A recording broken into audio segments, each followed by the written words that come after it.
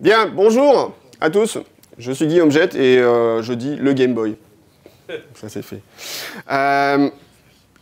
Ce workshop va traiter des packages. Alors des paquets, des packages. On va dire paquet ou package. Je vais plutôt dire package parce que voilà, on va travailler plutôt en anglais. Alors la grande question c'est pourquoi faire des packages? À quoi ça sert? Les packages c'est tout simple, en fait ça sert à faire de la distribution de fichiers, grosso modo. Et pour ça, je vais vous prendre un exemple excellent, un très bon logiciel, 10 MHz, pour me raver. Et oh, Sal Sagoyan a dit que c'était très bien. C'est pas n'importe qui, c'est comme l'ancien chef produit Apple Script. Donc 10 MHz, donc c'est un programme que j'ai écrit il y a quelques années maintenant, et pour l'installer, normalement vous pouvez télécharger un fichier DMG, vous ouvrez le DMG, vous prenez le fichier application qui est dedans, vous glissez dans le dossier application, vous lancez le programme, il se lance. La magie du Mac en action. Prends ça à la tête Windows.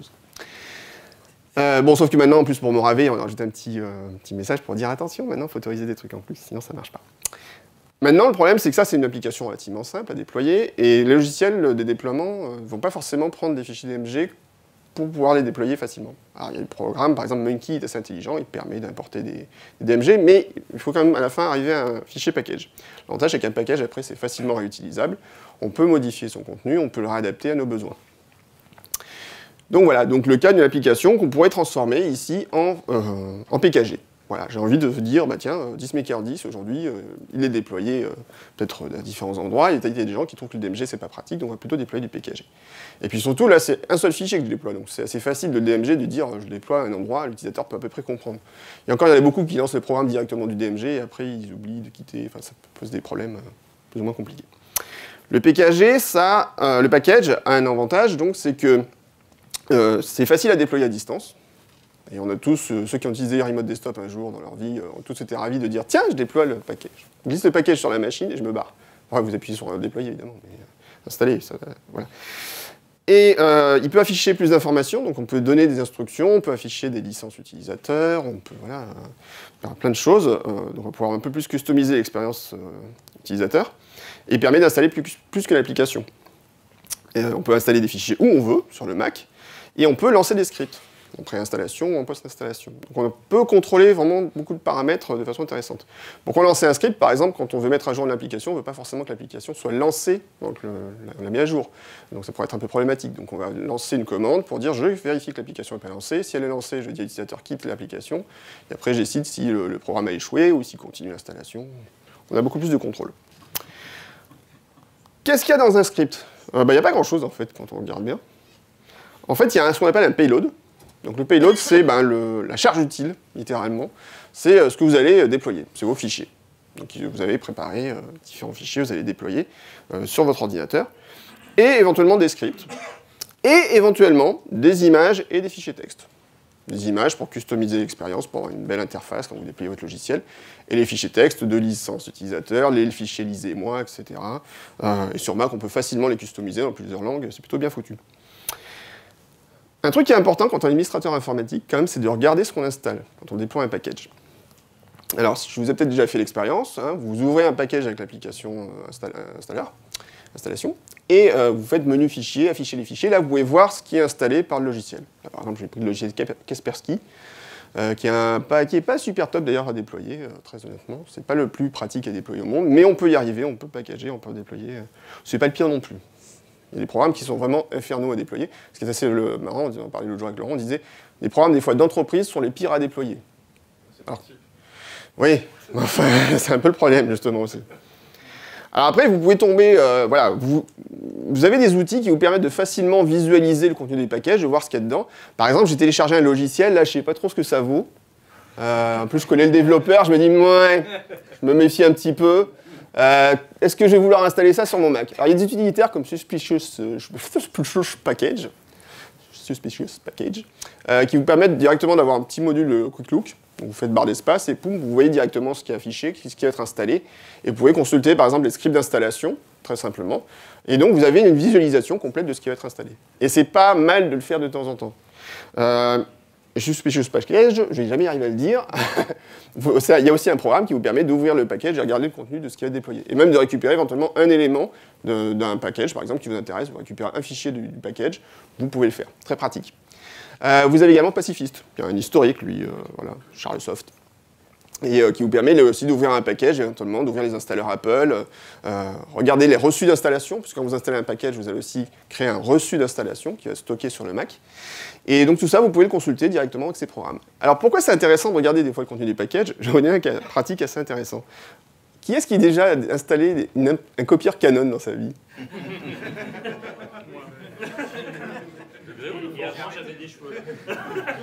C'est forcément de force. La question ne se pose pas. C'est de force. Sinon, tu aurais fait autre chose. Ça, c'est le package UFR2 LT Lips. Donc le package UFR2 proposé par Canon. Il est très rigolo à regarder. Parce qu'en fait, quand j'ai installé la dernière fois chez un client, je faisais des tests de déploiement de package, et je me suis rendu compte qu'il mettait presque autant de temps à installer que Microsoft Office. Le package fait 50 mégas. Donc on se dit, c'est quand même bizarre. Qu'est-ce qu'ils mettent dans ce package pour qu'il soit aussi long à installer? Alors c'est pas le problème qu'ils mettent tout en fait. Il peut mettre beaucoup de choses, et Office il met beaucoup de choses, mais il met un temps relativement correct à s'installer, c'est pas le problème. Le truc c'est qu'en fait ils mettent tout ça dans des fichiers, ils mettent plein de dossiers, alors c'est vrai qu'ils mettent beaucoup quand même de fichiers, vraiment pas mal. Mais surtout, quand j'ai regardé les scripts d'installation, je me suis dit qu'est-ce qu'il fait en fait pour installer? Donc en fait ils ont plein de packages, en fait c'est un méta-package, donc c'est un package qui contient des packages, on en parlera plus tard. Et en bas j'ai vu ça, c'est quoi? 239 scripts d'installation, de post-install. Et vous savez ce qu'ils font dans les scripts de post-install? Chaque script, c'est exactement le même quasiment. Ils vérifient s'il y a un dossier qui s'appelle librairie, printers, ppd, ressources. Et en fait, ils vérifient pour chaque script si le dossier existe bien. S'il n'existe pas, eh ben, il va essayer de le créer. Mais le dossier, il existe par défaut sur le Mac. Donc ça ne sert à rien. Et après, éventuellement, il va prendre les éléments, il va les déplacer dedans. Voilà. Et ils font ça, plus de 200... Oui, voilà, le flag -p sur MKDir, c'est très bien, ça marchait aussi bien, et puis si le dossier existe, il ne va pas le recréer. Donc non, et en plus, on pouvait se dire, ils auraient peut-être pu le mettre sur le script général, vérifier une fois, et puis après, voilà. Non. Donc du coup, le truc qui est intéressant, des fois, c'est de se dire, bah, ce package, plutôt que déployer, en plus, souvent, il déploie 200 pilotes d'imprimante, vous en avez besoin d'un modèle, hein. Forcément. Donc des fois, ça peut être intéressant de prendre le package, l'ouvrir, regarder ce qu'il y a dedans, récupérer les éléments qui nous intéressent et repackager. Comme ça, au lieu de packager, faire un déploiement en 5 minutes d'un pilote, vous pouvez le réduire à 20 secondes peut-être, ce qui n'est pas forcément négligeable quand on commence à déployer sur pas mal de postes. Donc ouais, des fois, ça vaudrait le coup de repackager tout ça. Comment on déploie un package? Parce que c'est bien, on a reçu un package d'installation, mais qu'est-ce qu'on va faire avec ça? C'est relativement simple. Sur Mac, on double-clique dessus. C'est dans application installeur, et puis après, vous suivez les instructions. Wouhou! Éventuellement, vous authentifiez en route s'il y a besoin, comme souvent le cas. En ligne de commande, vous avez la commande installer, et vous spécifiez le package et la cible. Souvent, ça va être root, mais on pourrait l'installer sur un autre disque, par exemple, peut-être. Donc c'est très simple à utiliser. Et puis sinon, via un logiciel de déploiement, Jamf Pro, FileWave, Munki, AirWatch, vous voulez, enfin, vous déployez vos packages au besoin avec les outils que vous avez sous la main. Donc, c'est parti. On va aller dans le cœur du sujet très vite. Les objectifs aujourd'hui, ça va être quoi? Ça va être de voir comment on peut installer un logiciel avec un package, donc plutôt que de faire l'installation à la mano. Comment je peux installer un fond d'écran, comment je vais pouvoir activer le fond d'écran, on va voir que c'est moins évident qu'il y paraît, et comment je vais ajouter l'icône du logiciel dans le dock. Voilà. Et ça va être, vous allez voir, finalement pas si compliqué que ça. On peut faire une expérience utilisateur sympa en quelques minutes, plutôt que de dire à l'utilisateur, allez, tape-toi tout à la main. Et après, l'avantage, c'est que ce sont des processus que vous pouvez facilement récupérer, réutiliser, réexploiter dans d'autres conditions. Après, se pose des questions des fois. Est-ce qu'il vaut le coup de déployer un seul package avec tous les éléments dedans, ou est-ce qu'il vaut mieux faire plusieurs petits packages? Ça, c'est à vous de décider selon vos besoins, en fait. Alors, il faut savoir, par contre, que c'est très important qu'il y a différents types de packages sur Mac. Et grosso modo, on va distinguer le package dit brut, le raw package, et les packages de distribution. On parle aussi souvent des fois de flat package contre les packages, enfin en relation, en opposition au package dit bundle, et on va voir que ce point-là est assez aussi important et peut être intéressant à traiter. Le package brut, c'est quoi en fait? C'est un package où on dit on pose des fichiers sur le disque dur. Enfin, on fait rien et on fait une expérience utilisateur où grosso modo on fait quasiment rien. Vous n'avez pas forcément d'option de configuration, pas de licence, etc. Donc ça, c'est je prends, je déploie, enfin il n'y a pas de truc compliqué. Mais l'avantage, c'est que c'est très simple et très efficace à mettre en œuvre. Vous allez voir que, à mettre en place, vous pouvez faire un déploiement avec un logiciel, par exemple, avec un package, en moins d'1 minute, montre en main. Donc des fois, c'est vrai, quand on se dit, oh là, je vais packager un truc, ça a l'air compliqué. Non, c'est super simple, en fait. Je me demande pourquoi je suis là, en fait. Bah, merci, ça fait plaisir. On peut aller manger? Il ne pense qu'à bouffer, c'est incroyable. Les packages de distribution, donc, ils peuvent contenir plusieurs packages. Il peut être beaucoup plus customisé, donc ça va avoir une interface utilisateur beaucoup plus complète. On peut par exemple proposer des options pour dire j'autorise ou pas d'installer un certain package ou pas. Donc je peux mettre des options d'installation en fonction des besoins. Prenez un exemple cas typique, le programme d'installation de Microsoft Office, où en fait vous avez plein de packages à l'intérieur, vous pouvez choisir de dire j'installe que Word, que Outlook, que Excel, etc. en fonction des besoins. Donc il y a une expérience beaucoup plus complète. C'est souvent quand même plutôt pour les plus gros projets, quand vous avez envie de faire un truc un peu sympa, un peu sophistiqué, mais pas forcément d'ailleurs, enfin, c'est pas une obligation. Maintenant, la grande question, c'est est-ce que je dois faire un flat package ou un bundle? Alors ça, c'est des résidus historiques un peu de macOS aujourd'hui, où pendant des années, Apple disait, alors quand vous faites un déploiement de package, vous pouvez créer un bundle, et puis le fichier bundle, en fait, c'est comme les fichiers app, en fait. Vous pouvez faire un clic droit et regarder ce qu'il y a à l'intérieur, en fait. Donc du coup, on peut manipuler le contenu du paquet. Un package flat, en fait, c'est juste un fichier. Il y a le fichier qui contient tout dedans, et voilà, il est aplati. Et l'avantage, c'est que vous pouvez le coller sur un serveur, sur un site internet, vous le téléchargez, vous installez, c'est bon. Un bundle, ça, vous ne pouvez pas le faire. Parce que le problème, c'est que le serveur web ne va pas forcément interpréter correctement votre requête. Vous allez peut-être arriver à un bundle, mais qui ne va pas être reconnu comme étant vraiment un bundle, ça peut être compliqué. Donc, aujourd'hui, la règle, c'est plutôt de dire, on fait du package flat. Et le truc qui est intéressant, c'est qu'il y a la possibilité de convertir un package bundle, enfin flat vers un package bundle et vice-versa. Vous avez deux commandes, vous pouvez utiliser pour ça. La commande pkg-util avec l'option expand vous permet en fait de transformer un package qui était plat en package bundle. Et l'inverse est également possible. Vous pouvez dire par exemple, je prends un fichier, donc un bundle, et je vais l'aplatir pour en faire un fichier flat. Pourquoi c'est utile de faire ça? Je vais vous donner un cas très concret. Récemment, j'ai dû déployer un package. Alors, hop, on va prendre l'option, comme a dit Johan, mettons en mode miroir, et il a bien raison. Voilà, je suis tout petit, mais c'est pas grave. Donc j'avais l'autre jour un client chez qui je devais déployer le bundle de Cisco AnyConnect. Bon. Et Cisco AnyConnect, le truc c'est qu'en fait vous avez plein d'options d'installation, et par défaut, le package que vous proposez, c'est un package plat. D'accord? Il n'y a pas d'option particulière. Je ne peux pas faire grand-chose en fait sur ce package, il est proposé voilà, avec toutes les options incluses, et vous ne pouvez pas faire grand-chose directement. Nous, ce qu'on voulait, c'était proposer juste l'option VPN du client Cisco AnyConnect, parce qu'il propose plein d'autres options que je ne comprends pas du tout, je ne m'intéresse pas, moi je voulais juste le VPN.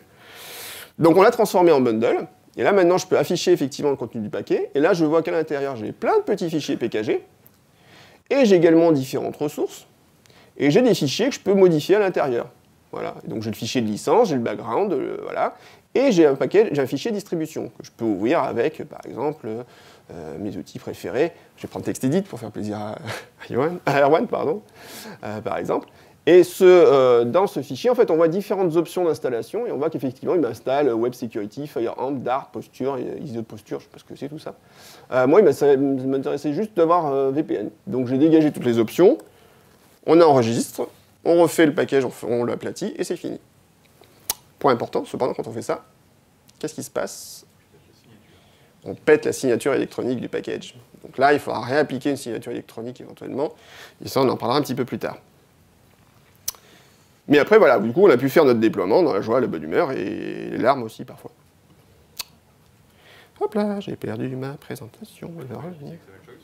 Pourquoi t'as pas utilisé les je ne sais plus pour quelle raison on a fait comme ça, mais en tout cas, ça a marché. C'est ce qui nous importe.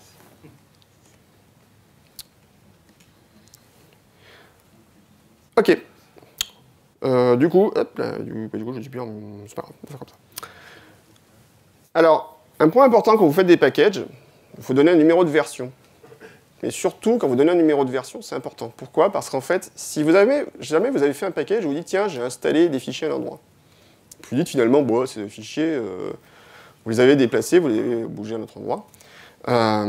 Vous dites par exemple, au départ, ouais, mon programme, je mets dans le dossier application, puis après, je le mets dans l'utilitaire. Ben, le truc, c'est que le Mac, il va virer effectivement ce qui était dans l'application, il va le dégager en utilitaire. Quand vous installez le package avec le même numéro de version, tout ce qui n'est plus dans le package d'origine, d'accord, va être supprimé de votre cible. Donc ça peut être assez embêtant dans certains cas. Donc il faut être sûr quand vous déployez, éventuellement de faire un nouveau numéro de version si vous voulez garder les anciens éléments éventuellement à leur place. D'accord. De toute façon, c'est toujours conseillé, ne serait-ce que pour savoir où vous en êtes, de faire un nouveau numéro de version pour être sûr qu'il n'y ait pas de souci. Et j'ai conservé un S majuscule là-bas, c'est moche. Qu'est-ce qu'on va utiliser comme outil pour faire du package? En fait, il y en a plein sur le marché. Enfin, il n'y en a pas tant que ça, mais il y en a quand même quelques-uns, ça suffit finalement pour nos besoins. Dans les programmes commerciaux, donc on a Jamf Composer, on a Jamf Composer. Je ne sais pas si on a vraiment beaucoup d'autres en fait. Je ne veux pas trop, enfin voilà. Alors Composer, il faut savoir que c'est dans l'offre de Jamf Pro, quand vous achetez un serveur Jamf Pro, enfin, voilà, il vous livre en même temps le programme Composer, ça fait partie des bundles. Vous pouvez l'acheter séparément, 99 $, je crois. Sûrement. Oui, sûrement. En ancien ou nouveau dollar. Dans les options graphiques, donc, il y a également le programme Packages de Stéphane Sudre, qu'on salue chaleureusement, qui a développé ce logiciel. Donc avant, il y a un programme qui s'appelait Iceberg, et puis maintenant, on va plutôt utiliser Packages, qui est un peu plus sophistiqué, mais qui fonctionne très très bien, et ça vous permet de faire des installations graphiques. Vous allez voir, on va utiliser ça après. C'est assez sympa. Il y a aussi des programmes qui sont sortis, style Quick Package, mais en fait, qui sont des programmes qui utilisent derrière la ligne de commande principale, qui est PKG Build. Et Munki a une option Munki PKG qui est intéressante, puisqu'elle vous permet en fait à partir d'un fichier DMG qui contient une application à la racine, Chrome, Firefox, etc., donc DiskMaker, fait tout ça. Quand c'est une application simple, elle vous permet en fait, ce que j'ai compris, puisque je n'ai pas utilisé, mais de générer directement de PKG, en récupérant l'application à la racine, il vous fait un joli PKG qui l'intègre directement dans Munki. Tu fais ça? C'est bon. Je suis un pro sur tout. Product Build. Hein? Product Build. On va parler aussi, c'est vrai, j'ai pas marqué Product Build, mais il y a Product Build aussi qu'on va exploiter un peu plus tard. Donc, au boulot. Vous avez téléchargé donc normalement le fichier pcaché.dmg. Il a un mot de passe. Et le mot de passe, c'est pas faux. Attention, il y a bien un apostrophe dans le mot de passe. Donc vous pouvez double-cliquer sur le fichier pour l'ouvrir. Et vous tapez le mot de passe, c'est pas faux. Ok, donc on va commencer à faire un package avec pkg build. C'est bon pour tout le monde? Quasiment tout le monde? La première chose qu'on va faire, c'est créer sur le bureau un fichier qu'on va appeler, un dossier, pardon, qu'on va appeler projet. Dans ce dossier projet, on va faire un dossier qu'on va appeler payload, qui contiendra donc notre charge utile, ce qu'on va déployer sur notre machine. Et à l'intérieur de ce dossier, on va placer l'application DiskMaker. DiskMaker, donc on va la trouver normalement, si tout va bien. On va la trouver, Donc normalement, quand vous avez ouvert le dossier le programme, l'image pkg.dmg, tapez son mot de passe, tac. Voilà, vous avez à l'intérieur un dossier qui s'appelle mon projet de package. Vous pouvez le glisser sur le bureau si vous préférez, c'est plus simple. À l'intérieur, on va trouver différents éléments. De la doctroclass, un fond d'écran qui déchire, un superscript et une app géniale. Bon. Ok. Donc, vous avez fait les petits dossiers, c'est bon? Donc rappelez-vous, donc, on fait un dossier projet, on fait un dossier payload à l'intérieur. Et puis, oui c'est bon, c'est ça? Oui, après, alors, oui, on va faire le dossier build également, pardon. Donc je ne vais pas rater ça, oui, tout à fait. Donc dans le dossier projet, je fais un dossier également build.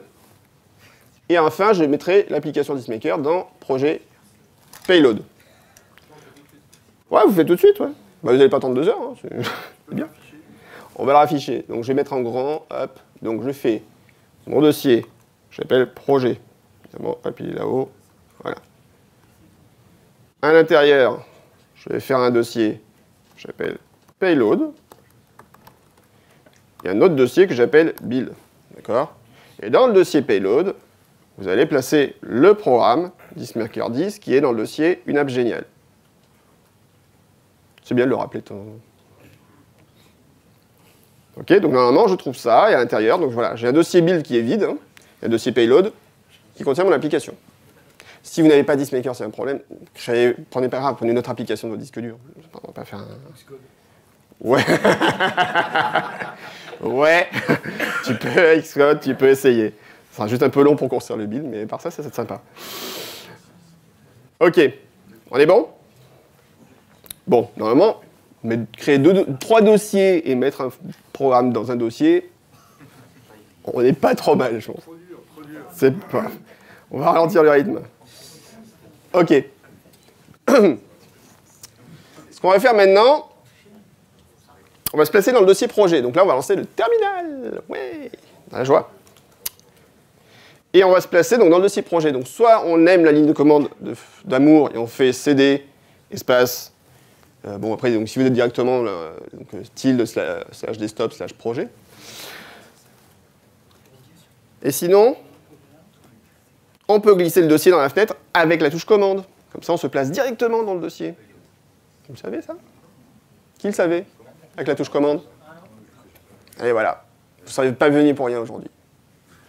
Sinon, j'ai aussi un très beau document PDF qui s'appelle 70 astuces avec la touche option qui est téléchargeable sur mon site web. Mais là, c'est la touche commande. C'est là la blague. Pour une fois, c'est pas option, c'est commande. Et maintenant, on va pouvoir taper cette belle commande. Waouh! Donc, package build. Bon, package build, ça veut dire quoi? Ça veut dire je construis un package, grosso modo. --route. Je vais spécifier où se trouve l'élément à installer. Il se trouve dans le dossier payload. Donc j'ai mis les variables en vert, pour que vous soyez perdus. Alors tout se met sur une seule ligne, évidemment. Espace, install-location. Où est-ce que je vais installer cet élément? Je vais l'installer en slash application. Attention, il y a bien un espace après location. Ne vous gourrez pas. Espace, --identifier. Donc là, je vais donner un nom unique à mon package. Il faut faire attention, parce qu'après, quand on signe les applications, quand on fait des signatures, ça peut être important d'avoir des noms qui correspondent à une signature existante. Donc, là, il faut faire n'importe quoi. Normalement, l'idée, donc, vous utilisez une notation Java. Donc, vous dites, par exemple, moi, c'est jetnet, mon site web, donc j'utilisais net.jet, et puis le nom du logiciel derrière. Je spécifie ensuite une version, et je reviens voilà, ici. Donc, une version, version 1.0, et ensuite, à la fin, le dernier argument de ma commande, ça va être où je place mon fichier PKG que je vais générer. Et comment je le nomme? Donc build, bah, c'est le dossier build qu'on a créé tout de suite, slash le chemin du package, enfin le nom du package tel que je veux le générer. Pas d'espace après... oui, non, pas d'espace, pardon. Oui, tout au bout de la ligne, pas d'espace, puisqu'en fait, c'est dans le dossier build slash dismakerartist de seule ligne. Tout à fait. Est-ce que c'est clair? Si c'est pas clair, vous me le dites. Si je fais ça, normalement, qu'est-ce qui se passe? Il y a un paquet qui est créé. Magie! C'est un peu le but. Hop. Donc, comme je vous l'ai dit, voilà. On va aller dans le dossier projet. Tac. On tape la commande. Hop. Et voilà. Et normalement, à l'intérieur. Alors, si j'avais été vraiment subtil, j'aurais pu faire un point-virgule à la fin, open, le nom du chemin du dossier, open build, comme ça j'aurais pu trouver mon package directement. Ça aurait été classe. Mais voilà, j'ai un package de déploiement Dismaker. Super. C'était compliqué? Non. Il est quoi, lui? Il est flat? Il est flat. Il est flat comme la flatitude. Ouais, pour voir les lignes de commande. Bien sûr. Hop. Je vais la mettre à l'écran en grand, comme ça sera mieux. Voilà. OK? Ça, alors, hier, j'ai dit que je ne laissais pas forcément les présentations. Celle-là, je la laisserai en ligne s'il y a besoin, avec les instructions, tout ça. OK? Là, c'est un type de programme. Non, là, ce qui se passe, c'est qu'on a dit, je prends un élément qui est dans ce dossier, enfin, je prends les contenus de ce dossier et je le place à tel dossier sur le Mac. La commande, c'est ça. Donc, le package, il a des instructions pour dire le payload que j'ai là, je le mets à l'endroit. OK? Qu'est-ce qu'il y a? Ah bon? T'as fait une erreur. C'est testé, validé par des dizaines de mois. Oui, ça marche. Pas de raison. Ah, j'ai mon badge, c'est moche. Je vais l'enlever.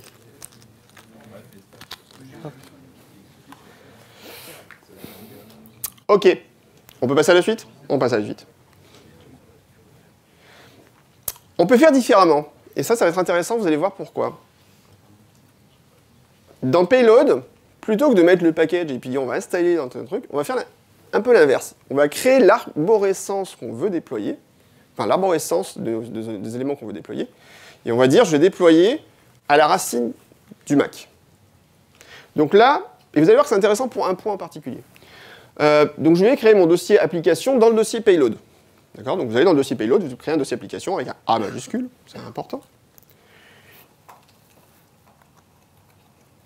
On va glisser ensuite l'application DisMaker10 dans le dossier application. Donc là où elle était à la base dans payload, on va la remonter, enfin voilà, l'augmenter, la passer dans le dossier application qui est dans le dossier payload. Et là, on va changer la ligne de commande. On va lui dire cette fois-ci, on prend le payload et c'est tout, en fait. On ne lui donne pas de cible d'installation. Okay, vous voyez la subtilité ici?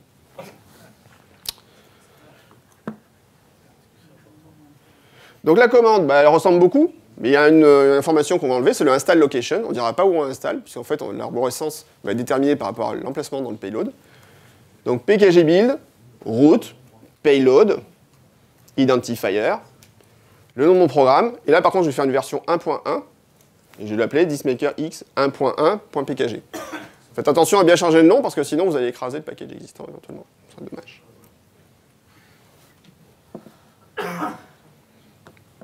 Je vous laisse 2 petites minutes pour taper ça. Alors après, vous pouvez aussi juste appuyer sur la flèche haut dans le terminal et reprendre la commande que vous avez tapée juste avant. En enlevant juste les éléments, en adaptant un petit peu. Dans le cas présent, si on a laissé le package dans vide, il est remplacé si tu ne viens pas changer le nom, il va l'écraser. Si tu as changé le nom de la cible, tu vois, ici c'est bien pour ça que je dis DisMakerX 1.1 cette fois-ci. Ça va être une version différente. Faire gaffe, l'arborescence, il faut la faire en anglais. Oui, tout à fait. C'est un bon point, effectivement, tu as raison de le signaler, Sylvain. L'arborescence, c'est pas votre arborescence US. Il faut faire l'arborescence américaine, pardon. Puisqu'en fait, c'est le système qui génère à la volée l'affichage, en fait, en français. Mais votre arborescence reste toujours avec une arborescence d'un système US. Donc, par exemple, si vous placez dans l'application utilitaire, il faut placer dans l'application utilities. Merci de rappeler ce point.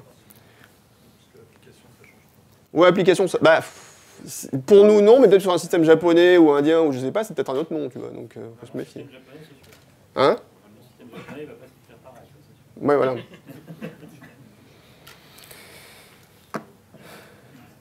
Et bon, on a Kanji Talk. Est-ce que c'est bon pour tout le monde?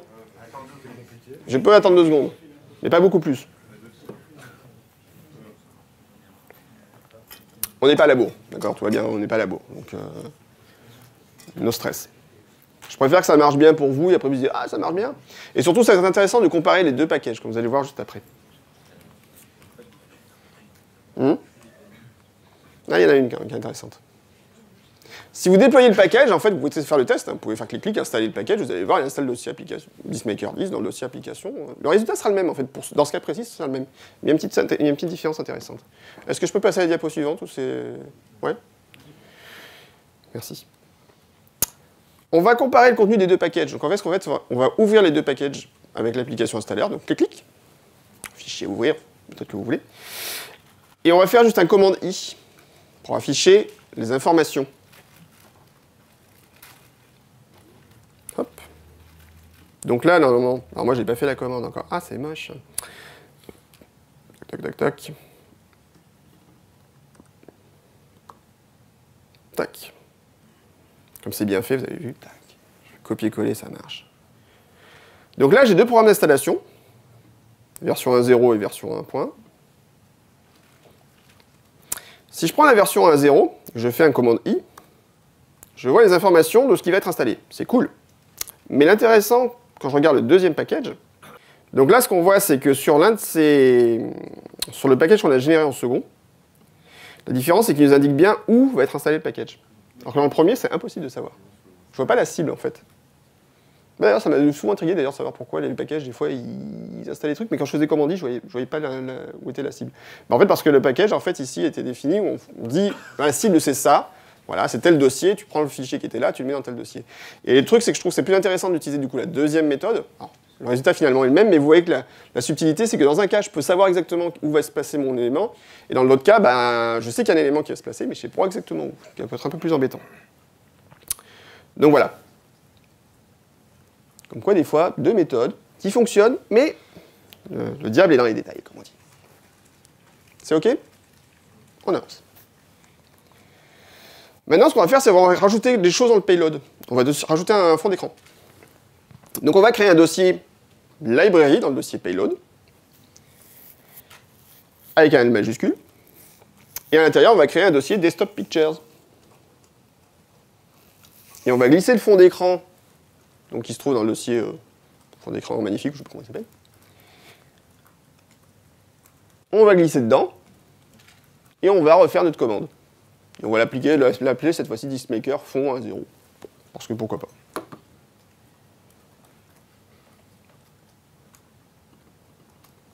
Je vais afficher la commande, ne vous inquiétez pas, dans 2 secondes. Ouais, je vais le mettre tout de suite, ce sera plus simple. Tac, tac, tac. Donc là, l'intérêt cette fois-ci, c'est que je peux rajouter des fichiers là où je le souhaite, sur mon Mac, sur un Mac cible, de façon très simple. Il suffit juste de recréer l'arborescence du Mac, dire la cible c'est ça, cette fois-ci, je fais mon payload en respectant l'arborescence, et je place les fichiers au bon endroit. C'est tout.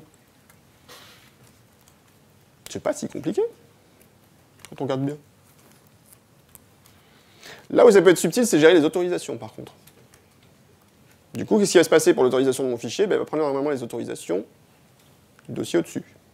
Donc, par exemple, si je place dans le dossier des subpictures, un admin pourra modifier le fichier, mais pas un utilisateur standard. Il pourra modifier le contenu du fichier, du dossier.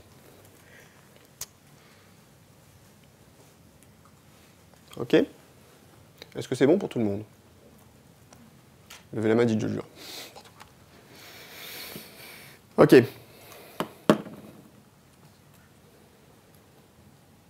Donc, cette fois-ci, je vais prendre le fond d'écran. OK. Dans mon projet. Le fond d'écran qui déchire, donc ça s'appelle diskmakerx.png. Je vais mettre ça dans projet payload library pictures et je le colle dedans. Je vais faire une copie parce que je n'ai pas envie de gâcher. Tac. Donc là j'ai bien mes 2 éléments. Et si je fais ma commande, n'oubliez pas, donc là j'ai fait la commande en fonction du... en étant bien placé dans le bon dossier. Hein. Donc évidemment, faites attention au chemin relatif absolu, tout ça. Neuf. C'est beau, ça marche. Dans mon dossier build, j'ai bien mon nouveau dossier diskmaker fond. Et là, si j'ouvre également, je vois bien qu'il va m'installer mon application, voilà, et mon fond d'écran. Alors pourquoi il m'a fait un fichier avec un point là d'ailleurs? Hein? Oui, ressources, oui, tout à fait. Fichier ressources, donc voilà, donc c'est les fameux petits fichiers que macOS crée en plus, que vous adorez quand vous êtes administrateur Windows. C'est eux qui nous envoient des fums.db avec leur jeu. Oui, aussi. Ouais. Ça je l'aurais dit un jour. Ouais. J'enlèverai mes points quand tu enlèveras tes fums.db. Voilà. Et tes icônes, ton interrogation. Voilà. Ouais. Des gens qui râlent là-dessus ne voient pas le winmail.dat qu'ils ont dans l'œil, comme dirait l'autre. Mais eux le voient jamais. Je le vois jamais, c'est le problème. Si, ça m'est arrivé de le voir dans le clou. Ah ouais. Ouais, donc. Ok, on est bon? On est bon. Alors ça, c'était très simple. Le truc, c'est quand on va vouloir faire des choses un peu plus sophistiquées, si on n'est pas développeur et qu'on n'aime pas forcément une ligne de commande, on va faire les choses de façon un peu plus... allez, Mac-like, on va dire. Donc on peut créer des packages avec différents outils. Et là, on va s'appuyer sur un outil qui s'appelle Packages. Donc c'est un produit qui est gratuit. Je crois qu'il est open source. Je ne sais plus s'il est open source ou pas. Peut-être pas. Oui, il est open source. Oui, oui, voilà. Le français. Donc développé par Stéphane Sud, que l'on salue au passage. Et donc on va voir comment on peut créer un package avec packages. On va dire packages parce que sinon package avec package, ça va être compliqué. Donc vous avez normalement installé l'application packages sur votre Mac. On va la lancer. Et ce qu'on va faire, c'est qu'on va faire un nouveau projet. Ah, vous voyez pas mon écran, mais c'est pas grave. Vous allez dans menu fichier, vous faites nouveau. Hop là, voilà. Ça c'est marrant d'ailleurs. Là je suis plus à fond. Mais il me manque la barre de menu. Pas très pratique. C'est pas très grave. Donc là, on a différentes options. Package de distribution ou faire un paquet brut. Au choix. Bon. Ce qu'on va faire, nous, c'est qu'on va... pardon. Voilà. Nous, on va faire un package de distribution, pour le coup. Comme il précise d'ailleurs, hein, le paquet permet d'installer des fichiers et des emplacements spécifiques. C'est tout. Distribution, on peut mettre dedans plusieurs paquets et on peut spécifier message d'introduction, image de fond personnalisée, etc. Donc c'est beaucoup plus complet. On va cliquer sur suivant. On va faire un dossier. Dans le dossier projet, alors on va le créer, en fait, le plus simple, c'est que le projet, on va l'appeler 10maker10.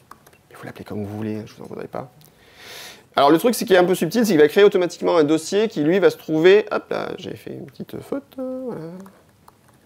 Il va créer un dossier qui va se trouver, en fait, dans le dossier de l'utilisateur dans le home. Donc nous, on va plutôt déplacer dans le dossier projet. Donc hop, magie du glisser déposé, tac, voilà. On va le créer dans le dossier projet directement. Ok, c'est bon. Donc notre chemin, normalement, ça doit être... Alors, il n'y a pas user Guillaume Jette, parce que vous n'êtes pas moi. Mais il y a marqué, normalement, voilà, projet 10maker10. Tout va bien. Si. Ah bon? C'est étonnant. On cache des choses. Bon. C'est ça. Donc ici, ce qu'on a, c'est qu'on a notre projet qui a été créé, avec le chemin. Donc le chemin, ça va être le dossier build, enfin le dossier du build, le dossier de projet, le format. Donc là, on peut choisir plat ou bundle, mais comme je l'ai dit, le format flat n'est pas conseillé aujourd'hui. Ah, par contre, il y a plein d'options. On peut supprimer les fichiers DS Store, les fichiers PB développement, etc. Donc il y a pas mal de petites choses qu'on peut exclure éventuellement si on a besoin de la création de notre package. Hop là, je vais vous faire vomir un petit peu. La présentation. Donc là, on va voir qu'on va pouvoir pas mal modifier l'interface, ça va être plutôt sympa. Des ressources qu'on peut rajouter éventuellement. Alors par exemple, on va rajouter des critères d'installation. Vous pouvez dire, ouais, mais je veux pas par exemple que ce package s'installe sur une version de système inférieure à la 10.13 ou 10.14. Donc là, c'est là où vous allez pouvoir spécifier pas mal de choses. Éventuellement, rajouter même des petits commentaires s'il y a besoin. Et à gauche, à gauche, on va trouver donc le package qu'on va créer. Parce qu'en fait, on n'a pas créé de package. On clique sur le paquet qui possède le nom d'ailleurs de notre projet. On va déterminer par exemple le comportement d'installation. Qu'est-ce qu'on fait une fois qu'on a installé le logiciel? Bon, moi je vais vous faire redémarrer. Le mec il installe un paquet d'un programme, il redémarre. N'importe quoi. On peut réclamer l'extinction, réclamer la fermeture de la session éventuellement. Donc ça vous déterminer ce que vous souhaitez. Voilà. On peut déterminer différents types. D'ailleurs, par exemple, vous pouvez spécifier un chemin d'URL sur un serveur pour télécharger le package et installer à la volée. Vous pouvez faire ça. Pourquoi pas. Est-ce que option importante, est-ce qu'il y a besoin d'un accès administrateur? C'est pas forcément obligatoire. Vous pouvez avoir des packages qui installent un élément, par exemple, sur le bureau de l'utilisateur, et c'est l'utilisateur qui décide si lui il installe l'élément ou pas. Pourquoi pas. Est-ce que je réclame la fermeture d'application à l'installation, etc., etc. Je ne vais pas vous faire toutes les options, mais vous voyez que c'est quand même un produit assez riche, mine de rien. Et c'est surtout dans la partie chargement, ici, qu'on va déterminer donc, la charge utile, donc notre fameux payload qu'on va déployer. Qu'est-ce qu'on va mettre là-dedans? On va mettre les applications, les dossiers, et puis on va rajouter deux, trois petites choses, et vous allez voir, pour faire quelque chose de plus complet. Donc ce qu'on va faire, c'est que dans notre dossier, ici, on va avoir la fenêtre de packages, et on va glisser notre programme DiskMaker directement. Alors soit vous faites plus, et puis vous allez chercher le programme, mais on est sur Mac, on aime le glisser-déposer, c'est une technologie quand même fantastique, donc on va aller dans le dossier, mon projet de package. Non, d'ailleurs je vais prendre plutôt dans le projet. Alors pour pas rendre les choses confuses, on comprenne bien, ici on va faire quelque chose de totalement différent de ce qu'on a fait tout avant, d'accord? Donc là je récupère les éléments qui sont dans le dossier payload, mais ils ne sont pas... là je fais en fait une copie de ces éléments dans mon projet, d'accord? Ce sont deux éléments séparés. J'ai pas besoin de refaire cette architecture avant, hein. J'aurais très bien pu mettre mon fond d'écran sur le bureau, glisser directement, c'est pas un problème. Donc là je prends mon programme, et je vais glisser dans le dossier, hop, j'ai raté, je vais glisser dans le dossier application. Vous pouvez le faire en même temps, hein, si vous avez envie, pas de souci. Je détermine donc comment je vais spécifier mon chemin, par exemple, donc la référence en chemin absolu, donc ici ce sera plutôt un chemin absolu parce qu'on va placer dans le dossier application, théoriquement. On peut faire un chemin relatif au projet ou relatif au dossier de référence, si on veut se compliquer la vie, pourquoi pas. Et qu'est-ce qu'on va mettre comme autorisation en fait, sur le fichier? Donc là, ce que j'ai fait, c'est que j'ai décoché la case pour spécifier qu'en fait, je vais prendre les droits du dossier au-dessus. Et je ne l'ai pas mis dans l'application, c'est vrai, parce que je suis comme ça. Donc c'est pas grave, comme l'interface est sympa, hop, elle va me permettre de reglisser dans le bon dossier. Donc je vérifie bien que je suis bien décalé à côté. Merci Laurent. OK. Et ici, donc, je vérifie les autorisations. Root, will. Des fois, il y a des subtilités. Alors, il y a des logiciels, par exemple, vous pouvez effectivement faire ça, puis en fait, il reprend l'identifiant utilisateur, mais l'identifiant utilisateur, il peut changer. Voilà, c'est pas forcément... C'est combien, rappelez-moi, par défaut, l'utilisateur Lévis. Hein Lévis, oui, tout à fait. 501, bon moyen mnémotechnique. Donc, l'utilisateur par défaut, c'est le numéro 501. Moi, par exemple, à un moment, j'avais un peu ras-le-bol, parce qu'il y a longtemps, j'avais créé un compte Open Directory qui m'avait créé un identifiant numéro 1043. Et à chaque fois que je... Hein C'était très joli, mais c'était pas très pratique en fait. Au bout d'un moment, je me suis dit, bon allez, c'est bon, tout ce que je fais, j'ai besoin d'administrateur 501. Voilà. Donc là, par contre, du coup, on reprend les droits ici. Alors, peut-être pas forcément will, d'ailleurs, j'ai plutôt mettre root et admin. Par défaut, c'est admin. Voilà. Donc là, effectivement, il m'a pris le droit, je sais pas pourquoi il m'a pris ça d'ailleurs. Si, parce qu'il t'a pris la racine. Oui, il m'a pris la racine, voilà, c'est ça. Tac. Donc là, on va plutôt mettre root et admin. C'est pas très grave dans l'absolu, mais un administrateur peut ticker. En termes de sécu, c'est quand même pas forcément top. Ouais, c'est vrai. Donc on va faire attention quand même. OK?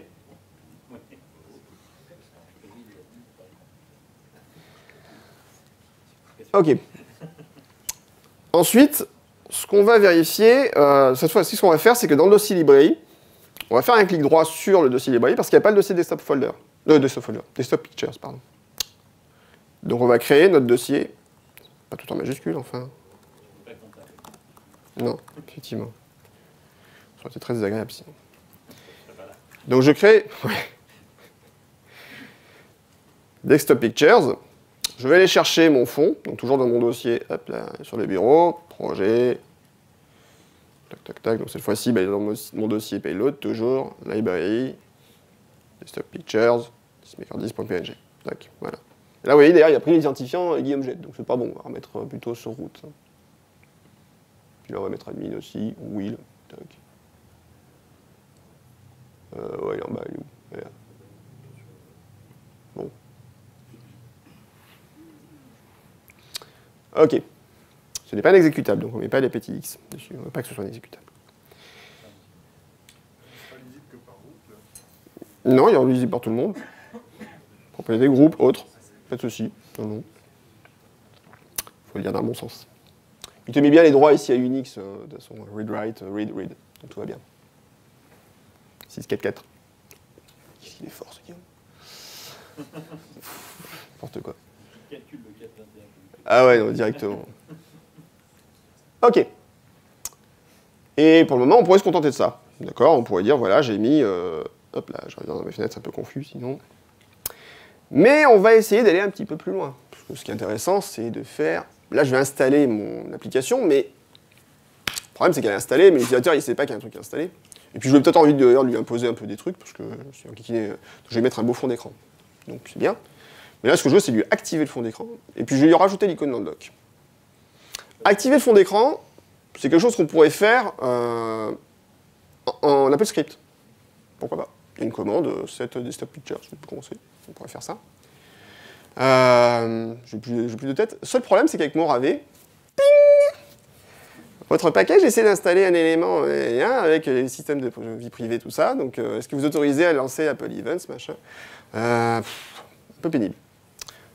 Il y a un développeur qui a créé un petit programme qui s'appelle Desktopper, qui permet en fait d'appliquer un fond d'écran en ligne de commande sur le Mac.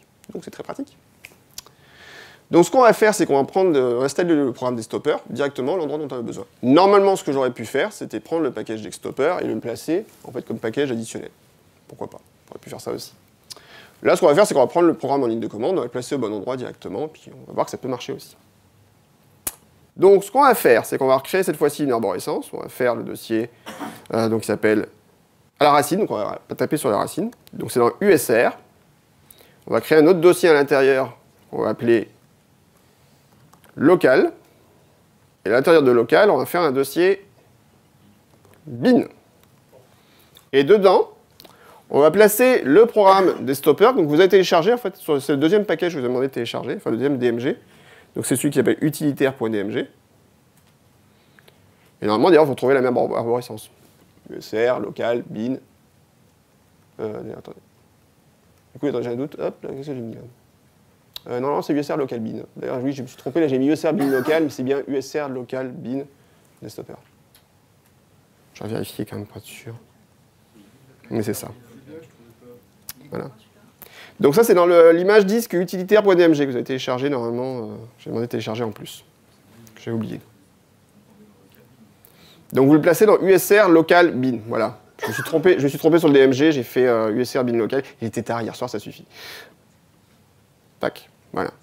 Et là, pareil, autorisation, c'est pas top. Alors là, ce qu'on va faire, c'est que je vais l'enlever.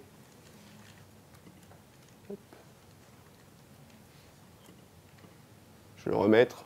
Normalement, après, comme ça, je vais demander par contre qu'il respecte bien les autorisations.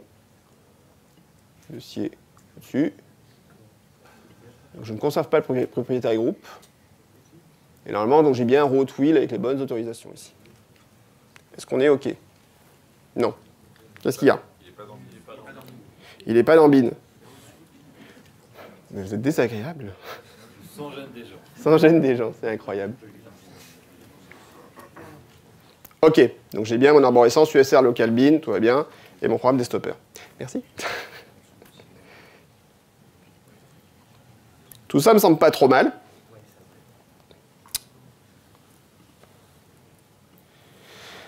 Ce qu'on va faire maintenant, alors d'ailleurs, un truc que je n'ai pas précisé, mais vous avez bien vu ici que la destination par défaut, c'est bien le slash, hein, c'est la racine de mon système. Donc c'est le disque de démarrage.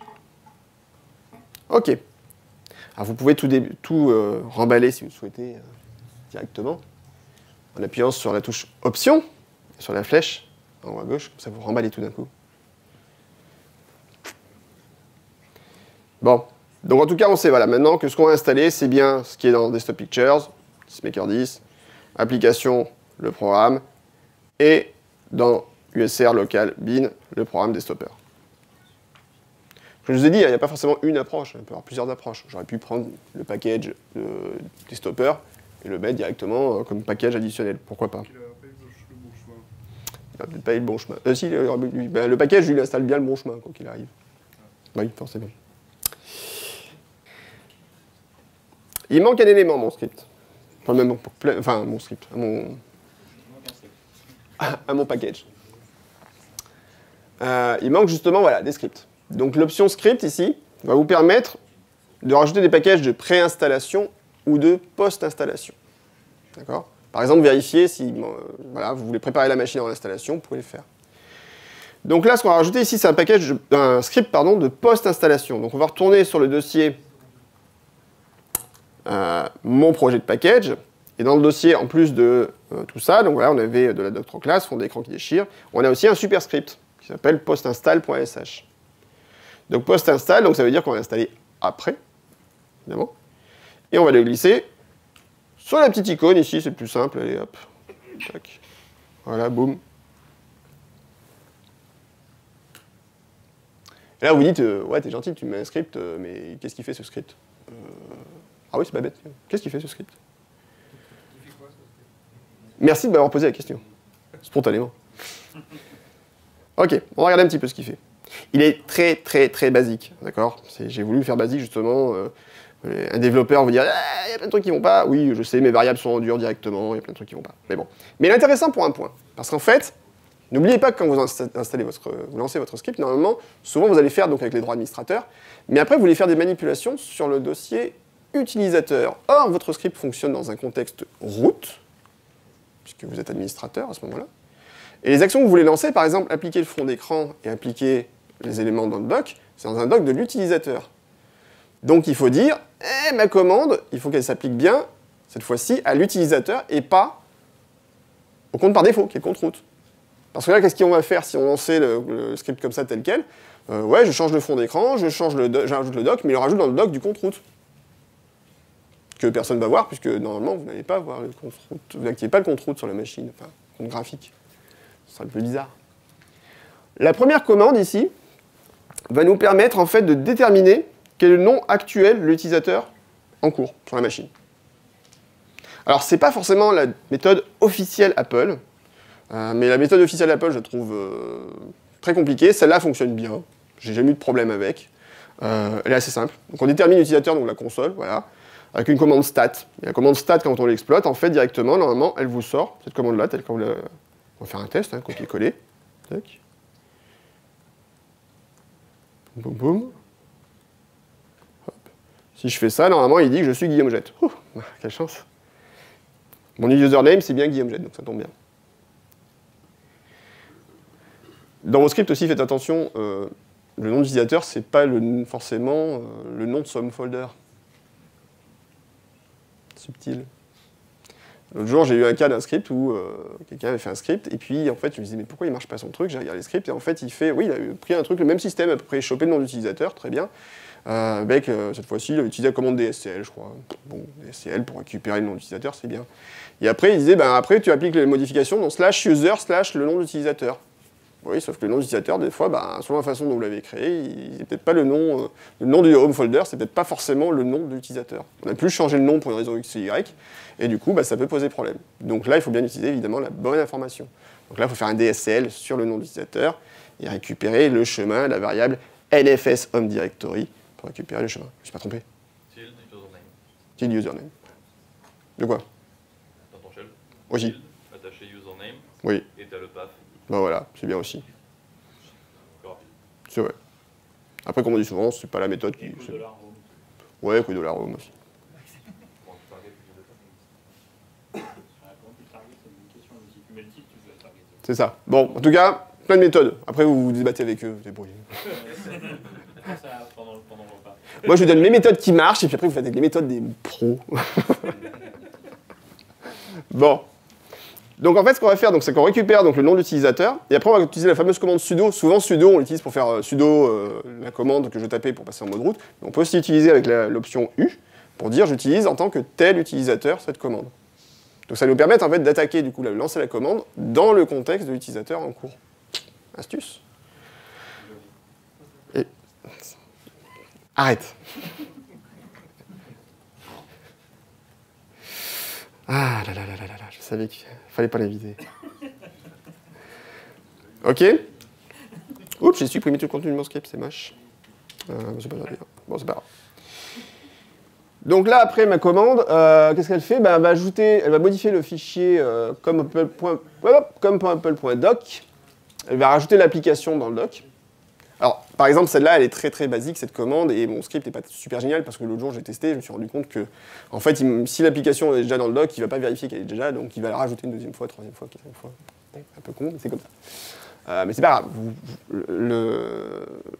Adapter le script pour que ça ne modifie pas, enfin, que ça rajoute l'icône, ça rajoute pas l'icône si elle est déjà présente, ce sera un exercice pour vous pour la prochaine fois.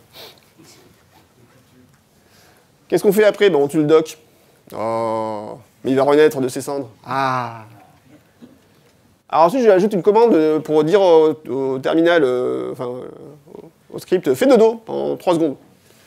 Pourquoi? Parce que le temps que le doc réapparaisse, etc., de temps en temps, il a du mal à appliquer la commande suivante. Donc je me suis rendu compte qu'en rajoutant un petit peu de délai, la commande suivante passe. Et après, on appelle notre fameuse commande desktopper, qu'on a placée dans l'USAR local bin.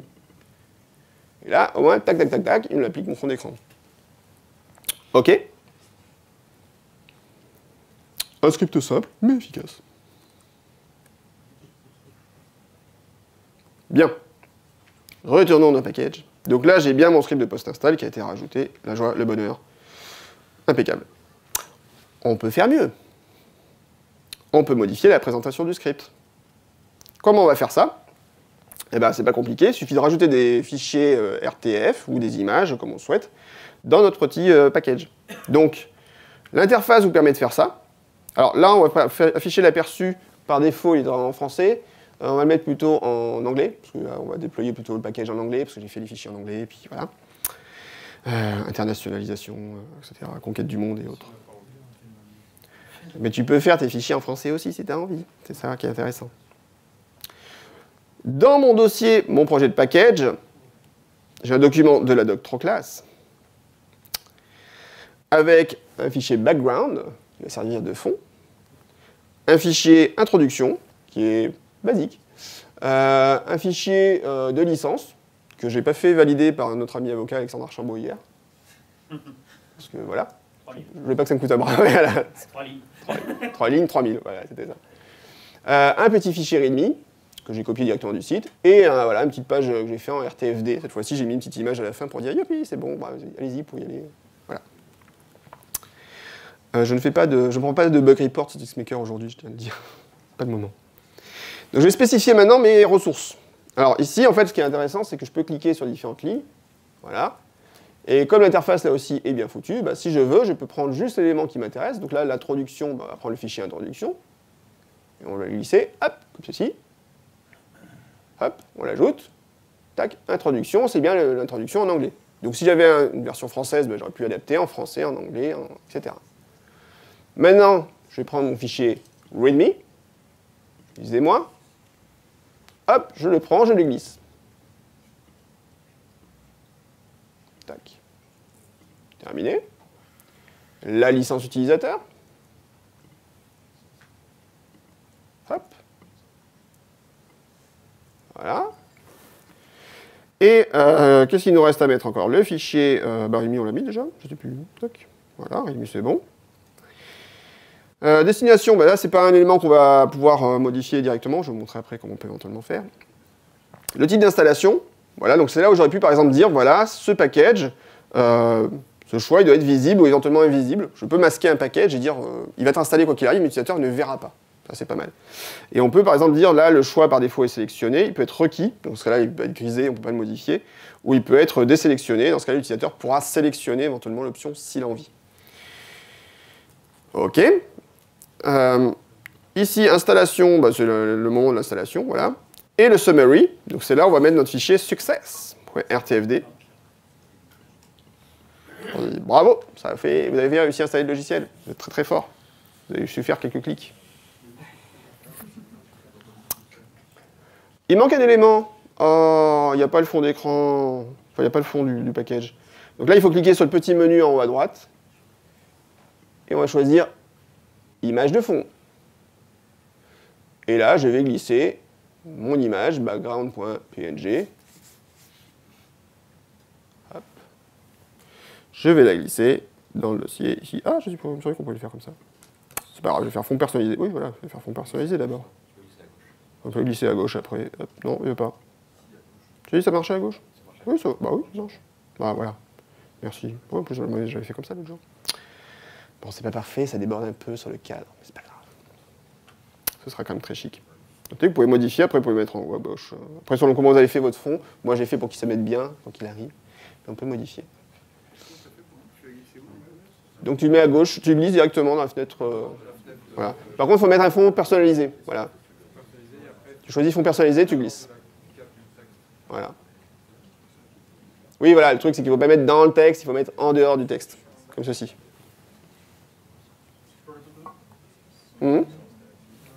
C'est bon? Voilà. Hop. On est good? Alors on va enregistrer notre projet. D'ailleurs, non, c'est bon, je crois que je l'ai fait tout seul. Non, on va l'enregistrer. Commande S. Wouhou! On y est presque, hein, je crois. Je vais juste vérifier un petit point. Voilà.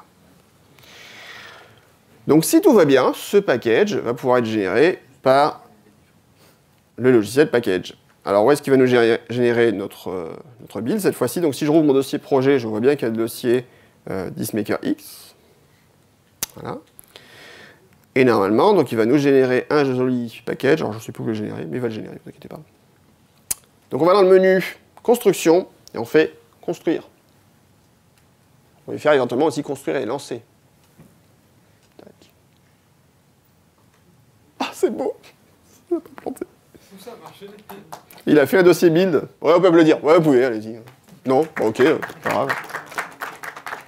Eh, j'ai mis 3 semaines à préparer ça. le mec, depuis tout à l'heure, il dit c'est super simple. La suée des gouttes d'eau, c'est terrible. Bon. Donc là, j'ai mon package. Je peux l'ouvrir. Hop, il apparaît bien à l'écran. C'est formidable. J'ai bien mes petits logos. Hop, hop, hop, hop.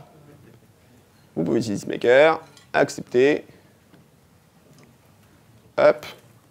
On va masquer un peu tous les autres programmes à l'écran. Je n'ai pas DisMaker dans le doc, je vérifie. Non, c'est bon. Hop, installer. La puissance du doigt. On installe, paf. Voilà. Il m'a bien rajouté l'icône dans le doc. Et il a mis le fond d'écran.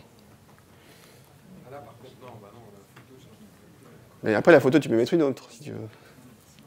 Il n'est pas beau, ce fond? designé par Benjamin Renaud. Si vous voulez faire des belles icônes pour vos programmes, vous pouvez contacter Benjamin, il n'y a pas de souci, il sait faire ça. Voilà, et j'ai bien mon icône qui est installée dans le dossier, dans le doc. Elle est pas belle, la vie? Elle est plus belle. On le réinvitera pas à l'année prochaine.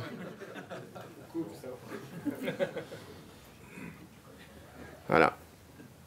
Donc quand même, là, c'est plutôt pas mal, puisqu'en quelques minutes, on a installé un programme pour l'utilisateur, il a une expérience plutôt sympa, voilà. Vous pouvez rajouter les informations que vous souhaitez ou pas, d'ailleurs, les licences, etc.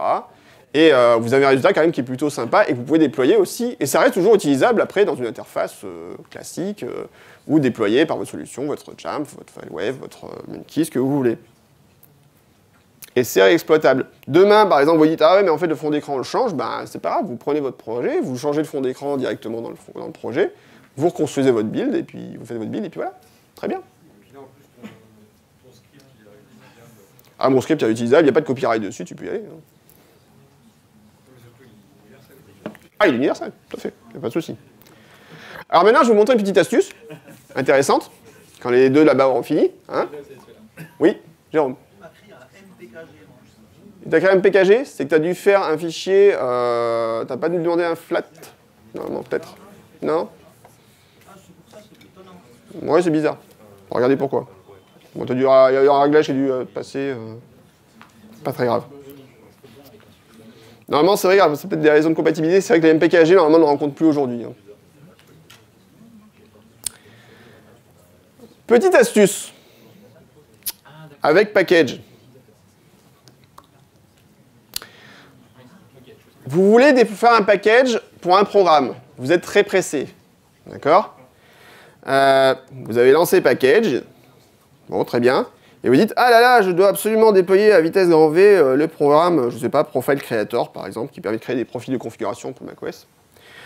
Comment je peux faire ça? Vous prenez le programme, vous le glissez sur l'icône, hop là, il est où? Il est là, de Packages. Hop, construction,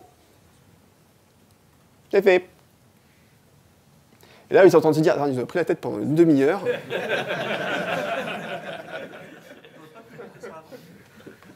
Là, c'est sans option, Voilà, c'est un package basique. Mais pour déployer quelque chose très rapidement, ça fonctionne très bien. Et vous pouvez déployer par exemple des économiseurs d'écran, différents éléments, des plugins, etc.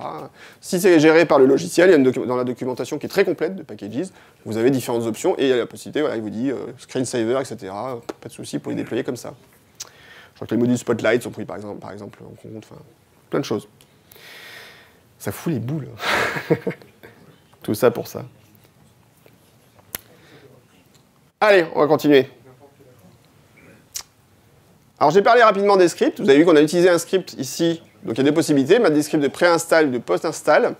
Donc ils nous permettent donc, de faire donc, des contrôles en amont ou après l'installation, de customiser l'expérience utilisateur de façon la plus simple possible. Nettoyer des fichiers temporaires, comme ça. Vous mettez ce que vous voulez dans votre script selon votre besoin. C'est très important. Mais il y a aussi quelque chose d'intéressant. Vous pouvez aussi créer des packages qui ne servent qu'à lancer des scripts. Des packages qu'on appelle payload free. Les packages payload free, ça veut dire quoi? Ça veut dire qu'en fait, dans votre package, vous ne mettez pas d'option, vous ne mettez pas de payload, en fait, voilà. Vous mettez que le script, pardon. Alors, il y a un programme qui s'appelle Payload Free Package Creator qui vous permet de faire ça, exactement. Ça, Packages, il le fait pas? Tu pourrais le faire avec Packages si tu as envie. Pourquoi pas? Ouais. Ça va les filles? Merci. On va continuer donc. Donc voilà, donc Payload Free Package Creator, l'avantage c'est que c'est un programme graphique, vous lui dites juste, vous le lancez, vous dites voilà, je vais appeler mon package comme ça, etc. Tac, le script il se trouve là, pouf, il vous prend le package, il n'y a plus qu'à déployer. Donc c'est très pratique. Ça peut être intéressant donc, parce que des fois, là encore, c'est une question de réutilisation des éléments que vous avez à disposition. Vous voulez par exemple faire un script qui, je sais pas, n'importe quoi, configure une imprimante pour l'utilisateur, vous voulez qu'il le fasse en un clic, vous n'avez pas envie de le gérer vous-même, vous faites le package, pouf, c'est réutilisable. La commande LP-admin, pour ça, elle est très bien. Si vous voulez créer vos imprimantes, en quelques clics, vous pouvez le faire. Pourquoi pas? Vous pourriez très bien dire, voilà, je mets par exemple un meta-package avec un script dedans, enfin, un package complet, qui contiendrait, un package de distribution, qui contiendrait le script de configuration de l'imprimante immédiatement après avoir déployé le pilote. Pourquoi pas? C'est faisable. On va parler un peu d'un truc un peu compliqué, enfin un peu pénible surtout, mais qui est important en termes de sécurité. On va parler de la gestion des signatures numériques. Ah, vous connaissez ça? La fameuse option de macOS qui ne possède pas qui possède un nom mais qu'on ne voit jamais en fait dans le système. Gatekeeper. Donc Gatekeeper qui vous permet de dire ah, cette application, enfin ou ce package, j'autorise à ce qu'il soit lancé ou pas, en fonction de sa signature numérique. Donc par défaut, donc, le réglage, c'est qu'on peut dire qu'on autorise les applications ou les packages téléchargés depuis l'App Store ou les développeurs identifiés. Si vous êtes vraiment paranoïaque ou inconscient, vous pouvez demander vraiment App Store uniquement. Je vois pas trop comment on peut... Enfin, pourquoi pas. Et il n'y a plus l'option d'ailleurs par défaut qui permet de dire de rien vérifier. Quand vous téléchargez un package, vous le lancez pour la première fois, et je dis bien quand vous téléchargez, depuis Internet par exemple, vous avez cette fenêtre qui apparaît qui vous dit « Ah, possible d'ouvrir le package car il ne provient pas d'un développeur identifié ». Donc là, qu'est-ce qu'il faut faire? Vous avez le choix, soit vous dites « Oula, je ne sais pas effectivement, je vais vérifier ce qu'il va installer ». Normalement. Et si je vois que ce que je vais installer, c'est dans le package, suspicious package, etc., dont on a parlé tout à l'heure, on a regardé un petit peu. Si je me dis, bon, ça a l'air d'être plutôt pas mal, je peux l'installer. Donc là, je fais un clic droit, je fais ouvrir. Et là, ça va bypasser le message ici. Vous avez l'option ouvrir qui va apparaître. Notez que si vous ne voulez pas que cette option soit disponible chez vos utilisateurs, ça se configure avec un profil de configuration depuis votre solution MDM. Pas de souci de ce côté-là. Si vous voulez ajouter un peu de sécurité. Donc le mieux, c'est toujours de signer ces packages. Un point important aussi, on ne modifie jamais un package après l'avoir signé, évidemment. Ou une application, par exemple. Alors j'ai eu le cas, par exemple, récemment, de quelqu'un qui s'amusait à rajouter une icône custom sur un package après avoir signé le package. Il faisait la commande I sur le package, il faisait coller l'icône. Et là, du coup, le package, la signature ne correspond plus, forcément, parce qu'il a intégré le nouveau fichier dans le reste de l'application. Donc ça pouvait poser problème. Donc, de toute façon, normalement, quand vous modifiez du package, après, si vous l'ouvrez avec un programme, la signature n'est plus valide quasiment automatiquement. Sur les packages, il n'y a aucun élément qui est non modifiable. Signature. Je sais pas. Sur les apps, il y en avait quelques-uns. Ouais. Mais en tout cas, je ne sais pas, mais... Le mieux, c'est pas Voilà, de toute façon, voilà, vous avez fait votre package, normalement, vous le mettez en ligne, enfin, vous vérifiez qu'il se lance et qu'il soit valide, subtil, là aussi. Donc, pour vérifier la signature d'un package, vous pouvez utiliser la commande pkg utile, check-signature, chemin du package. Et là, il vous dit, voilà, les autorisations, voilà, apparemment, c'est signé par un certificat qui est trusté, donc par macOS. Par macOS 10 d'ailleurs, c'est marrant. Donc là, c'est bon, mon package, si je l'ai signé, il a bien vérifié la signature. Et souvent, ce qui est bien, c'est de vérifier aussi ce que dit Gatekeeper. Parce qu'en fait, des fois, la signature... Moi, j'ai eu des cas, par exemple, d'un gars, il y a quelques temps, où j'ai fait une signature de Dismaker, et il me disait, la signature était OK. Et quand j'essayais de passer le contrôle Gatekeeper, il disait, nah, il y a un truc qui ne va pas quand même. Et en fait, parce qu'il y avait des ressources, des fichiers ressources RSRC qui étaient stockés, ou je ne sais plus quoi. Donc là, il fallait faire une autre commande pour être sûr que mon script était bon. Donc la commande spctl va vous permettre de dire... Je vérifie si effectivement le package est accepté et s'il peut être déployé. D'accord? Donc ça, c'est évidemment après signature. Donc, la subtilité, c'est qu'il ne faut pas oublier que quand vous avez fait un package, il est sur votre disque dur, il n'est pas téléchargé. Et votre gatekeeper, lui, quand vous créez un package, il ne vérifie pas la source. La source a de confiance, en fait. Donc vous pouvez très bien avoir un package qui se lance très bien sur votre machine, vous le testez, nickel, il fonctionne, vous le mettez en ligne, il ne fonctionne plus. La façon dont ça a été généré. Donc, méfiance. Alors, comment je fais une signature? Alors déjà, il faut avoir installé, faut avoir des certificats, développeurs. Il faut avoir installé Xcode et configuré tout le tout team. Et il faut avoir donc un abonnement développeur, normalement. C'est optionnel maintenant, je ne sais plus, parce que ça change tout le temps. Oui, c'est nécessaire, hein, bien sûr. C'est le compte développeur, mais il n'y a pas d'abonnement. Il n'y a pas d'abonnement, on peut le faire? Ah oui, on peut faire, c'est ça. Gratuit, tu as accès aux signatures de... C'est bien ça. Donc on n'est pas obligé de payer les 99 $, nécessaires. Là, je vais le faire avec Packages. L'avantage de Packages, c'est que lui, il a une option pour le faire très simplement. Hop, il n'a pas perdu le curseur. Voilà. Donc on va faire, hop, donc là, j'ai fait la commande habituelle. Et là, dans le menu projet, ici, je peux demander à apposer un certificat. Et là, je choisis mon certificat Developer ID Installer. Alors, attention, parce que vous avez aussi des Developer ID Application et autres. Donc là, il faut bien choisir le bon certificat, mais lui, par défaut, il a cette intelligence pour poser le bon. Je choisis ce certificat, et là, oh, j'ai une petite icône qui apparaît, là, mignonne, certificat, hop, d'authenticité. Donc il vérifie que mon certificat est bien bon. Je refais mon build. Tac, tac, tac, tac, tac. Donc là, j'ai un nouveau build qui a été généré. Et là, la différence, c'est que si j'ouvre ce package, je vois bien qu'il y a le petit cadenas en haut à droite qui indique que, hop, il fait confiance. Je suis un développeur de confiance, on voit toute la chaîne de... Voilà, et je vous renvoie à la présentation de Laurent hier, qui vous expliquera un peu comment, à quoi sert le chiffrement, et je vous rappelle que l'aspirine est toujours livrée avec. Voilà. Ok? Donc tout va bien, je suis un développeur de confiance. Faites-moi confiance. Mais c'est indispensable ça ou pas? Alors, non, mais c'est une bonne question. C'est une bonne question. C'est une bonne question. Techniquement parlant. Si c'est un des packages que toi tu développes, par exemple, que tu déploies sur une autre plateforme par une solution de gestion, et que cette solution de gestion, typiquement, voilà, tu prends un Jamf, un FileWave, etc., les packages que toi tu déploies et que tu lances, normalement, peuvent être installés. D'accord? Le truc, c'est que s'il est téléchargé, ce package, depuis Internet, s'il n'est pas signé, tu auras l'alerte Gatekeeper qui va s'afficher sur le Mac. Mais typiquement, voilà, moi j'ai des packages que j'ai fait, que j'ai pas signés, je les balance à travers mon NDM de prédilection, voilà, et ils se déploieront sans problème. En local, ça se déploiera. Par contre, si tu le mets en ligne et que tu le télécharges, là, il ne fonctionnera plus. Si tu veux, par exemple, typiquement, tu viens faire quelque chose, un déploiement restreint en mode privé, que tu as confiance, enfin, voilà, c'est toi qui déploies, tu sais sur quoi tu déploies, pas de problème, tu peux ne pas le faire signer, c'est pas dramatique. C'est pas génial, mais c'est pas dramatique. Par contre, si tu veux mettre ton programme en ligne, là, t'as pas le choix. Aujourd'hui, tu signes. Enfin, sinon, en termes d'expérience utilisateur, c'est déplorable, et puis en termes de confiance, juste, aujourd'hui, on demande quand même que les choses soient minimum signées, quoi. Pour un déploiement local, c'est pas indispensable. C'est mieux, mais c'est pas indispensable. MDM, ça dépend le canal que tu utilises. Ouais. Si c'est en Bootstrap, il faut que ça soit signé. Oui, alors c'est un point important, moi j'en reviens après. Tout à fait. Il y a des cas où effectivement c'est quand même obligatoire. Oui. Le certificat, tu vas le charger pour le mettre dans ton trousseau? Oui. De toute façon, quand tu vas lancer Xcode, il te demandé, voilà, il va demander tout le processus. Mais là, j'ai pas le certificat justement. Si t'as pas le certificat, oui, il faut l'injecter dans ton trousseau. Ouais, tout à fait. Tu peux le faire depuis Xcode. Et Internet fonctionne. Voilà. Ça fonctionne pas.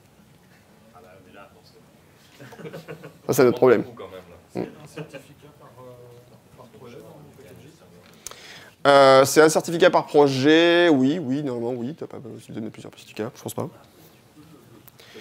Alors, il y a une autre commande aussi qui est importante, qui s'appelle Product Build, qui vous permet également de générer des packages et de transformer éventuellement des packages pour en faire des packages de production. Ça, c'est important parce que dans certains cas, certains systèmes, pour déployer le logiciel, vous demanderont d'avoir un paquet de production. Et alors, la différence, c'est quoi? C'est que ce package-là va être encore plus validé, et quand vous allez vouloir déployer, par exemple, vous faire de l'enrôlement DEP, et vous voulez déployer un package dans le cas de l'enrôlement DEP, rappelez-vous, ce que j'ai expliqué hier, c'est que vous pouvez déployer un package pendant que l'assistant d'installation se lance, enfin, pendant qu'il fait ses opérations. Dès que vous avez enrôlé le poste, en fait, les packages redescendent. Il y a plein de solutions MDM qui gèrent ça aujourd'hui. Mais pour que ça fonctionne, il faut que vos packages soient un package product build. Alors, il n'y a pas de souci, par exemple, si vous utilisez packages, il va vous générer un package qui correspond bien. Mais il faut le signer, parce que s'il n'est pas signé, ça ne déploiera pas. Vous ne pourrez pas l'installer sur le Mac à distance, vous ne pouvez pas faire de l'enrôlement DEP en déployant directement le package. Ça ne marchera pas. Okay, donc là, pas le choix, c'est obligatoire, il faut que le package signé. Alors rappelez-vous quand même un point important aussi, quand vous testez un package, faut le tester sur une autre machine que la vôtre, parce que vous travaillez toujours dans un contexte qui est votre contexte utilisateur, mais une machine vierge avec un compte utilisateur standard, un compte admin, c'est bien de tester, parce qu'en fait, vous n'oubliez pas qu'un utilisateur standard a moins de droits, donc forcément, des fois, le comportement de vos scripts, de votre application, etc., peut être différent dans un cadre utilisateur standard ou un utilisateur admin. Il faut se méfier. Les autres usages de package qu'on peut avoir, donc j'ai parlé déjà du package sans payload, je crois. Donc voilà, avec les scripts, en fait, oui, un petit voilà. Donc on aurait pu le faire avec la commande de pkg build. On a pu faire voilà, un chemin, mettre un package sans payload, il y a une option pour ça. Mais comme je l'ai dit, il y a des utilitaires qui le font très bien, packages aussi peut suffire pour ça. Et de toute façon, oui, donc j'ai un petit mix dans mes diapos, je pense. C'est pas grave. Alors, un dernier point pour finir par rapport au package, et puis après on passera aux questions-réponses. Vous avez peut-être entendu parler de l'histoire de la notarisation des apps. Hein, on n'en a pas beaucoup parlé ces temps-ci. Alors, qu'est-ce que c'est que la notarisation des apps? Johan va vous expliquer. Le mec n'a rien à voir. Bon, grosso modo, en fait, c'est juste une protection supplémentaire, une couche de protection qu'Apple veut ajouter au téléchargement des applications, où en fait, on vous demande aujourd'hui, alors pour les extensions, par exemple, c'est déjà valide aujourd'hui, il faut qu'une extension de noyau soit notariée pour être installée depuis 10.14.5, qui vient de sortir il y a quelques jours. Et donc ça veut dire quoi? Ça veut dire qu'une extension ou une application, dans le futur, sera peut-être bloquée par défaut, si jamais elle n'est pas notariée. Notariée, ça veut dire qu'en fait, on va prendre l'application, on va la préparer, on va l'envoyer chez Apple, c'est un processus qui peut être automatisé. Apple va regarder ce qu'il y a dedans, et va dire c'est bon, il n'y a pas de malware, il n'y a pas de souci, tu peux récupérer ton application, et après vous allez juste avoir à mettre un petit tampon sur l'application virtuelle, en fait, pour dire c'est bon, cette application est notariée. Voilà. Grosso modo, ça va être ça. Ça ne va pas changer finalement, grosso modo, grand-chose à l'expérience utilisateur. Simplement, le dialogue que vous allez avoir maintenant, quand vous allez installer une application, sera un peu différent en disant cette application a été validée par Apple, il n'y a pas de malware, etc. dedans. Donc c'est une couche de protection supplémentaire. macOS 10 aujourd'hui ne bloque pas les applications notariées. Dans le futur, par défaut, il se peut que Apple le fasse, mais ils ne bloqueront pas. Ils vont juste dire, c'est comme Gatekeeper, là, comme je vous ai montré, un clic droit, faites ouvrir, vous pourrez ouvrir l'application, probablement. Je ne vois pas de raison qu'ils bloquent à 100%. Mais, dans le but de toujours plus de sécurité, donc la procédure de notarisation, alors on dit notarisation et on notarise une app, va être quelque chose d'assez incontournable. Donc si vous avez des applications à déployer aujourd'hui, c'est plutôt pas mal de le faire. Alors si vous avez un script Automator, une application Automator ou un script que vous voulez déployer, il y a une astuce, c'est qu'on ne peut pas notarier une application, parce que normalement c'est une procédure qui se fait depuis Xcode, en ligne de commande pour les programmes développés avec Xcode. Mais vous avez une astuce, c'est que vous pouvez notarier le fichier DMG sur lequel vous stockez votre application directement. Donc vous faites votre application, votre script d'Automator, votre Apple Script, vous le mettez dans votre DMG, et ça, vous pouvez faire la procédure de validation près d'Apple sur le DMG, en fait. Voilà. OK ? Dans l'ensemble, je ne pense pas que ça change radicalement quoi que ce soit l'expérience utilisateur sur Mac. Ça ne va pas bloquer beaucoup plus d'applications qu'aujourd'hui, mais ça va rajouter une petite couche de sécurité supplémentaire. Voilà. Mon opinion, vous pouvez ne pas être d'accord. OK ? C'est bien. OK. Quelques ressources importantes. Celle que j'ai quasiment le plus utilisée, c'est ce bouquin qui s'appelle Packaging, qui a été écrit par Armin Briegel, qui est un gars brillant. Le bouquin est super complet, il y a toutes les ressources dedans, tout ce qu'il faut. Les exemples, je me suis un peu inspiré de ce qu'il a fait, et voilà, c'est très bien. Il est disponible sur l'application Livre, de macOS, iOS. Le site scripticosx.com, qui est rédigé par le même Armin Briegel, ça tombe bien. Voilà. Donc Packaging, vous pouvez télécharger sur le site de Stéphane Sudre. Et moi, je vous conseille d'aller voir le site de Richard Troughton, d'Airflounder, où le gars, c'est une somme de ressources incroyable sur tout ce qui est déploiement Mac. Il est souvent à la pointe de tout ce qui concerne le déploiement et autres. Et où j'ai trouvé typiquement voilà, l'application pour générer les packages avec No Payload, c'est lui qui l'a créé, c'est très bien. Voilà. Et consultez la documentation de l'application Packages, parce qu'elle est franchement très bien. Elle est très complète et il y a pas mal de petites choses à voir dedans. C'est tout pour moi. On peut manger? On peut manger. Merci Laurent.